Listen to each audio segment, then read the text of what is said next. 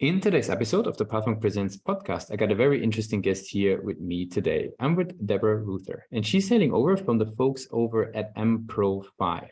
It's an enterprise app with, basically serves as a smart digital platform. That's what the website already gives away a little bit, and we want to really, figuring out together like how mpro5 takes on complex jobs, workflows, and scheduling into basically simpler business processes. So, yeah, without further ado, Jets, let's jump into it. Welcome to the show, Debra. Thank you so much for having me today. Of course, yeah. So maybe give us a quick overview in your own words what mpro5 is all about. So you summed it up pretty well in the introduction.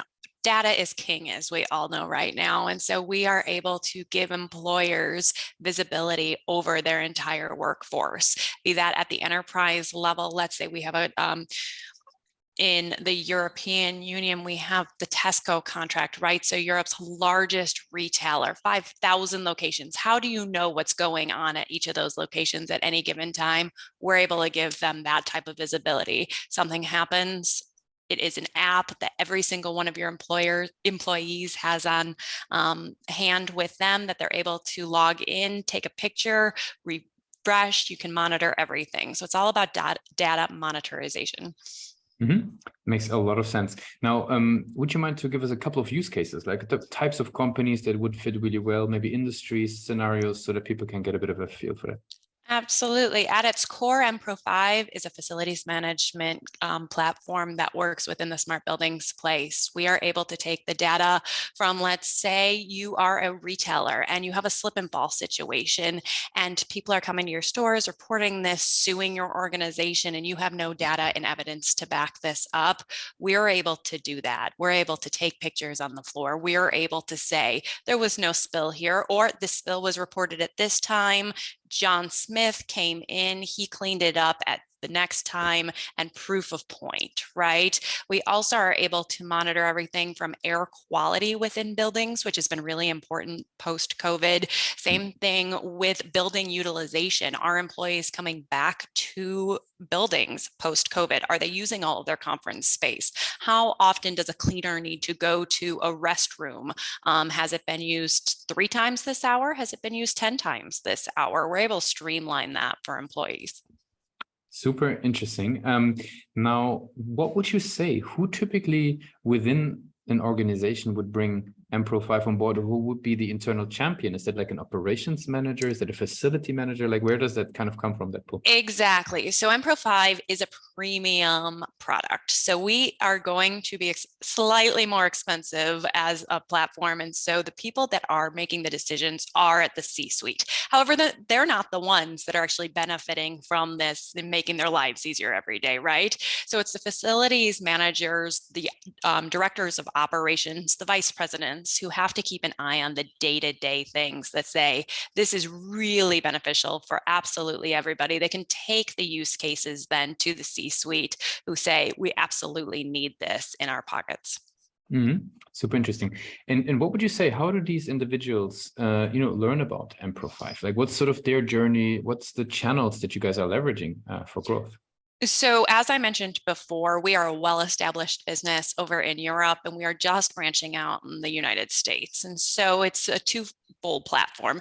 In Europe, we rely on a lot of referrals. People that are using mpro5 love mpro5, and they're able to build our platform for us. Here in the United States, it's a little bit of a guerrilla approach. We need to get visibility in these markets, proof of point, right? So we're doing that both through digital channels, digital marketing, and in-person events. Trade shows are back in force for the first time post-COVID, and people are excited to be there. And these are the people, like we just mentioned, sort of the directors of operations that are looking for products like ours. And so we're able to sit down in a room where a product that makes a lot more sense when you demo it and actually see it in action, where it's not selling a pair of shoes, right? It's a little bit more complex in terms of product understanding. And if we get a chance to do a demo or show someone that, it starts the sales cycle really nicely. Very cool. Now that actually brings me to my next question. And considering it's a more complex and longer buyer's journey in general, like what role do you attribute to the website as a marketer? What do you think the role the website plays in that sort of more complex buyer's journey? The website is honestly another employee in our organization. If our website is not exactly as we need it to be, we're not getting those conversions. We can send out a direct marketing in-mail campaign, but at the same time, people might click through if they go to their website. If it's not engaging and it's not something that they can understand, they're going to leave really fast and move on to something else. Yeah, makes sense. I mean, we have a lot of marketers on the show that are sort of always very critical, right, with what's happening on the website. It's basically always an ever evolving piece of work. What do you currently think is sort of a strength of the page as it is versus where do you see even room for further improvement? Our website is very graphically captivating. However, as we have learned, our company originally originated the marketing department in the United Kingdom. They quickly learned that there's a lot of terminology that does not translate to the United States. And so they brought me on board just a couple of months ago to sort of Americanize everything. And so we're in the process of doing that on our own website right now, really getting the verbiage down, really getting everything to the standards that Americans need it to be. Ease of use. If you are going there to try to find out more information, that needs to be top form instead of here's more about me. It needs to be more about the customer's journey. Yep, makes sense. Now that we talked a bit about what you guys are doing, who you're serving, the journey and the website a bit, I would be very curious to talk a little bit about yourself as a marketer, right? Maybe tell me, so there's so much content out there, right, that you could educate yourself on as a marketer. There's so many things you can test and learn and study. Where do you get high quality information? Like what's the places where you actually feel you're getting a lot of value from when you're investing time in researching and learning there?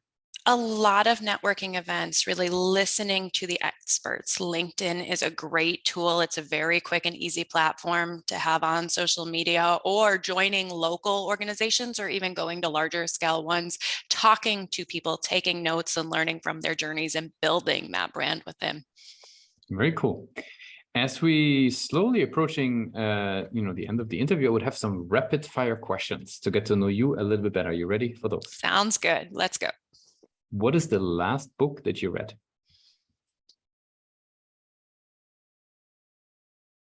Or the last podcast, for that matter?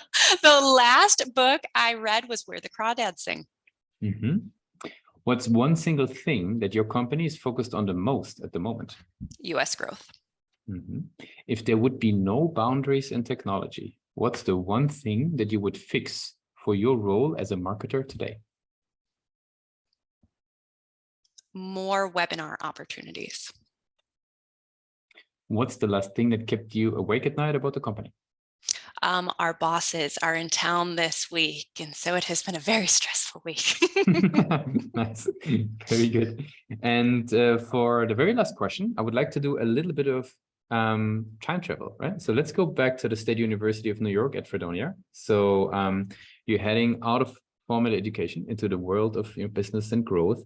What would be the one advice you would give yourself for your journey as a marketer? Life is going to change. I thought I was going to be a sports broadcaster, and then sort of parlayed that into a financial and political broadcasting career. Took some time off to be home with my kids and started doing some marketing at the nonprofit level, and have built that into my next chapter. There you go. Life is full of turns and surprises. Very good.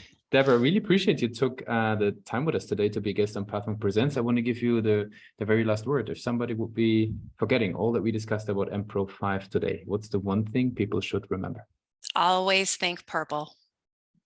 Very good. Debra, thanks a lot for being a guest on Pathmark Presents.